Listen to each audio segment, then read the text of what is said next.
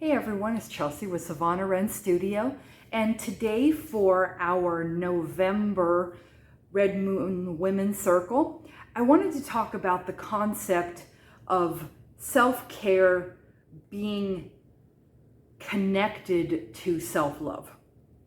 You know, all the time now we hear about, self-care, self-care, self-care. What are you doing for your self-care? Are you buying bath bombs? Are you reading? Are you buying comfy clothes? Are you treating yourself to certain foods? Are you exercising? Are you getting enough sleep?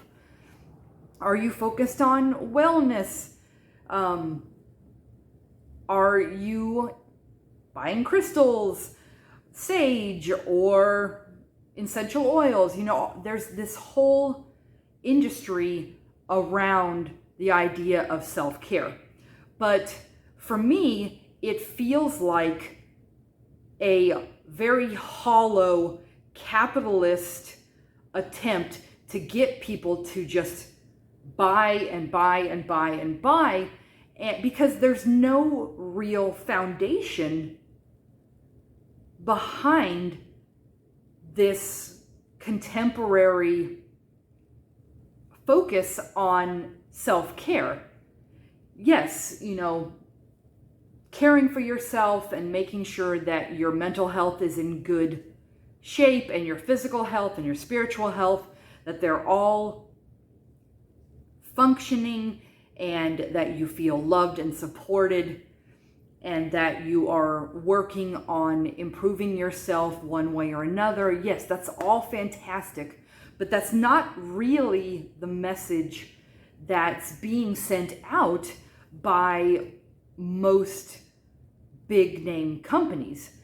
At smaller studios and smaller wellness studios, and when you work one-on-one with a specific practitioner, they will tell you that yes, self-care is absolutely a cornerstone for your health. But you also have to work on your self-love in conjunction with that making time for your self-care. I want to give you a little bit of a story. I was the poster child for over 10 years as the person that refused to do any type of self-care, was constantly struggling. My mental health was absolutely rock bottom. My physical health was out of control. I was struggling with my spiritual health on every single level, having multiple existential crises on a weekly basis. And I just could not make time, and I chose not to make time for any sort of activities involving self-care. And, a lot of that came down to, extreme depression, anxiety around finances and our living situation, and my graduate school program in particular. But it also, the fact that I didn't want to do any kind of self-care really came down to the fact that for the longest time, I didn't really love myself. And I didn't feel like a whole person that deserved love and respect and compassion. When I was a child, didn't really have too many issues. My mental health was really good. After I hit puberty, that's really when it started kind of going downhill regarding my self-love. I went through puberty in 5th grade, and I immediately went from no chest to a size BC, and I was a size 7, maybe 8, going into middle school. And it was between 5th and 7th grade, those 3 really early years of being and trying to navigate the idea of growing into a woman, that I was repeatedly assaulted by boys and men. Lots of groping and discussion about my appearance, lots of verbal harassment and physical harassment, so much so to the point that I just didn't want to be a girl anymore. And I actively chose to hide my body under athletic wear and really, becoming one of the guys, a extreme tomboy. Don't get me wrong, I was always that athletic individual that really didn't care really didn't like those hyper girly stereotypes. I was much more rough and tumble, explorer, active athletic type. But going into middle school and high school is when I really started trying to hide my body to avoid harassment and abuse. And, honestly, it really didn't stop in high school. It ramped up with being assaulted physically a number of more times, particularly around groping and also verbal assault. And so I just, didn't want to be seen as a woman girl at all. Compounded on top of that, I internalized the fact that my favorite cousins in the entire world were incredibly popular in my eyes. They were absolutely gorgeous and stunning, and boys flocked to them and wanted their attention. And that wasn't my experience. I was never told that I was pretty. I was never told that I was beautiful. I was always told that I was the smart one and I should just lean into my intelligence rather than, try to worry about impressing people with my looks, because 1, looks didn't matter, and 2, I was more of an ugly duckling, or at least it felt like I was more of an ugly duckling for a very long time. And so even when I did try to reach out to boys and try to navigate romantic interactions, they rarely went down well because I didn't know how to be more feminine and dress more feminine in many ways. And so it just was an absolute cluster of a nightmare with regards to trying to figure out how to grow into being a woman, how to feel comfortable being feminine and dressing feminine and figuring out makeup and all the stuff. And all of that to say that I didn't really have a love of myself. I really didn't have any self-worth other than the fact that I knew that I was incredibly smart and that I was incredibly talented. I didn't really have much self-esteem, and I just stopped caring about my physical appearance or my mental health or anything like that, because it really didn't matter.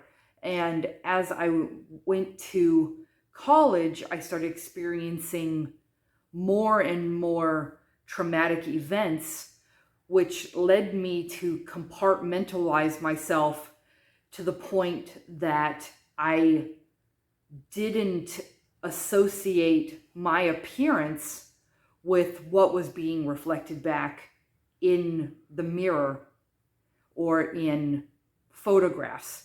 I would routinely tell my husband that that's not me. I don't look like that. That's someone else. Or that mirror is lying. I know what I look like. And my image of reality and of myself were completely detached from each other. And it wasn't until I actually started taking time for myself, working on my mental health, trying to work on my physical health, and working on rebuilding my spiritual health after so many years in a conservative red state, that I started reintegrating the physical side of myself with the mental side of myself, and actually seeing that they're one and the same. And why am I wasting time waiting for my next incarnation as a different flesh body when I still have a body here and I still have lessons and experiences to learn? Self-care and self-love being at the top of the list. And it was really eye-opening about 3 years ago when I finally, after really working on my mental health in particular, that I started to see myself as being more whole through yoga, through therapy, and through a more sustained self-care regimen. And when I started seeing myself as a uncompartmentalized whole being, it was then that I truly saw the extent of the harm and suffering and abuse that I had done to my body over the last 15, 20 years because I had no self-love. All I cared about was the mental aspect of myself and the general idea of loving my soul. So, long story short, some of the things that I do personally for my own self-care, now that I am really starting to actually love who I am as a person in this physical body, I make sure that I turn my phone off at 9 o'clock almost every night, and I read a book for fun to help my mind and my body unwind before bed. I do yoga on a regular basis, and I do meditation at least once a day. I try to move my body and tune into it and feel what it's feeling. I try to engage in some of my favorite activities so that I feel like my energy and my joy is refilled after each day of working or taking care of the kids or running appointments and all that kind of physical, mental, and emotional labor that a lot of us go through. Most of what I do for my own self-care isn't really tied to the purchasing of self-care products. If I feel like taking a bath, I don't, for my mental health or because I'm sore and achy, I really don't go out and buy bath bombs very often, or expensive soaps or anything like that. Probably the closest that I do is I enjoy buying books because I love reading them, and it's a lot harder for me to engage in my form of self-care on my phone with an ebook or an audiobook. That's just not how my mind works, and it causes more stress than me opening a book that I just bought. Now, self-care is completely personal and is highly individualized. Everyone's version of self-care is completely different. And so maybe you find that buying things to support your self-care routine are essential, and there's nothing wrong with that, and it's a completely valid approach. It's just not what I need to feel like I'm supporting myself and loving myself. You can do that in so many ways, and sometimes it is about, spending money on the things that you truly love, whether it is a brand new exercise class that you've been dying to try, a brand new pair of shoes to go running, buying a book or art supplies. Those types of things are there to also support you. And so I'm not saying that the self-care industry is complete crap or is worthless.